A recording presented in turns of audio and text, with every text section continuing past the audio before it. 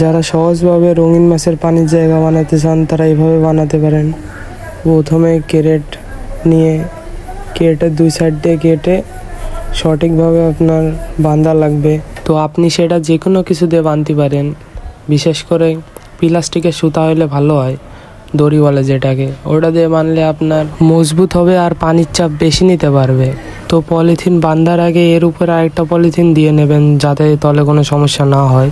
Result কিছুটা এমন হবে, এতে আপনি অনেক পানি রাখতে পারবেন আর সব রকমের মাছই রাখতে পারবেন, ছোট বড় কোনো অসুবিধা হবে না। এতে আপনার খরচ বেঁচে যাবে আর এটা অনেক দিন যাবৎ ব্যবহার করতে পারবেন, কোনো সমস্যা হবে না।